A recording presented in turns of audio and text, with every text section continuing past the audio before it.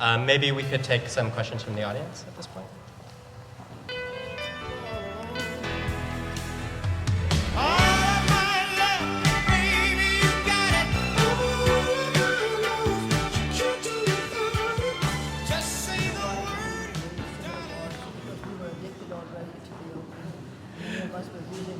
Why didn't they use that as a ploy to keep their empire going on? Why didn't they use that against us? See, it's like this. Opium had historically been used in India, but in small quantities. It even was used in rituals, as it still is sometimes, in wedding ceremonies and so on. But the consumption was very small, and opium was actually a very labor-intensive crop and very hard to grow. Some of this crop was exported. It was sent to China and also to other parts of the world. But mainly it was just sent for medicinal uses. What happened was that in the 1780s, Britain found itself facing a huge balance of payments problem with China, not unlike today. They paid for their tea, which was a hugely important commodity in England. They paid for their tea with silver. And so they were sort of hemorrhaging silver to China. So in the 1780s, the directors of the East India Company in Calcutta actually sat down and decided that they had to start exporting more opium to China. So what they did was that they created a monopoly in opium production, which had also actually existed before under the Mughals. So they expanded this monopoly, they expanded the opium trade, the opium cultivation, they expanded it hugely. I mean, over a 10, 15-year period, it expanded like, 20, 30 times, So, in fact, there was no need to wage a war against India. India was already under their control. I mean, at least some parts of India were. So they were basically just sending opium from India to China. And this reversed within a very few years the balance of trade problem. And China began to hemorrhage silver because they were buying so much opium. But the peculiar aspect of it actually is that there were two kinds of opium production in India as well. In the Bengal presidency, where the British controlled an enormous swathe of land extending well into present-day Bihar, they had complete control. So they were producing opium there as a state monopoly. Around Bombay, they didn't have the territorial control. So what happened is once they started expanding the production of opium in Bihar, private merchants, and especially the Maharajas, saw a fine opportunity there. So they started growing opium on a large scale in places like Gwalior, Indore, this whole Malwa region, which is why they were later very rich, you see. When we see all those fancy palaces and things, this is basically what they were built on. So the British tried also to establish a monopoly over opium in the Bombay presidency, but because they didn't control the land, they were just consistently outwitted by Indian merchants, Indian merchants basically just created all the extraction networks and that's why even to this day, in some sense, Western India is much richer than Eastern India because, the returns from the opium trade went directly back to the people. Whereas in Eastern India, it was just all siphoned off. But it was all about money. It was not about innovating China in any way. It wasn't a diabolical scheme to innovate China. It was all about getting money back. It was largely that, but, at a certain point, they could see that it was undermining China in a very serious way. And they were by no means averse to that, because they thought that by undermining Chinese institutions, maybe Christianity would be able to enter China. Many of these opium traders were fervent evangelicals. Yeah, in fact, when I was reading about the kind of trade imbalance and the silver, I thought a lot about the anxiety about the trade imbalance with Japan in the prior decade, and about right now how everyone's afraid about China having the dollar. And in that sense, there's a certain Mad Men quality overhearing present echoes. But just for some figures about the opium trade, in 1820 there were 1 million opium addicts in China, and to give you a sense of how much it grew, in 1823, there were only I think 7,000 chess every year that were brought into China. In 1838, 15 years later, there were 40. And of course, it increased as time went on. Can you tell us about the august institutions on both sides of the Atlantic were actually founded by opium traders? I'm a bit nervous of doing that, because some of them have been known to be actually quite, they've been known to get quite sort of shirty when their opium trading origins are sort of pointed out.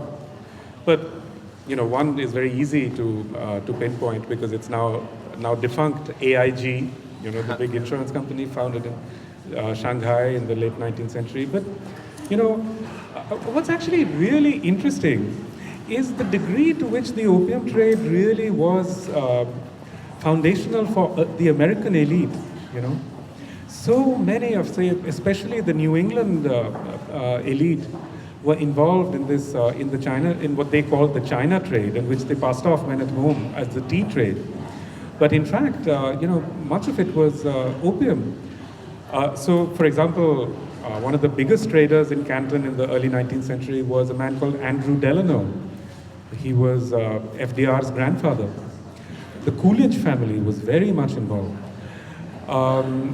I was talking about this actually on a radio program in Massachusetts, and somebody called in, the son of a very famous historian called Jack Downs, and he said, did you ever read about the Forbes family? And the Forbeses were one of the great opium trading families. They were involved in a company called Russell and Company.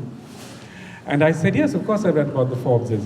So he said, you know who John F. Kerry is? And I said, yes. And he said, you know what the F stands for? So I said, no. He said, it's Forbes, So it's actually astonishing. I mean, even reading about the merchants who were there, reading the letters that they wrote, they were great philanthropists. And often when they came back to the US, they would put a lot of money into educational institutions. Lawrenceville School in New Jersey was one. I mean, it struck me because there it was. I knew the place, but across the eastern seaboard, I should think that almost everything, all the major institutions really had some sort of a relationship with this trade. It was just such an enormous money spinner, Do you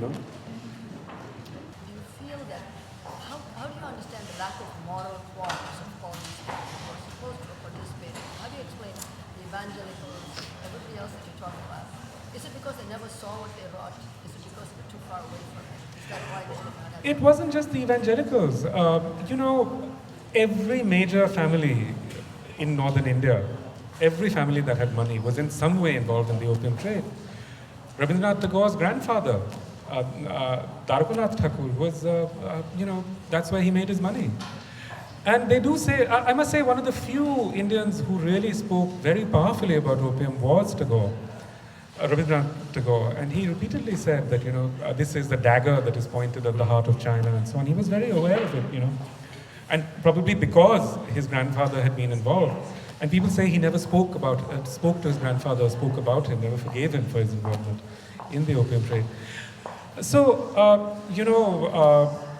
really, even to this day, all the major industrial enterprises, at least in Bombay, elsewhere, can be directly traced back to the opium trade. Why did they not have any qualms about it? Well, if you think about it, I'm sure if you have a 401k, your money is invested in things, many of which you would not want it to be in, or which you would not defend.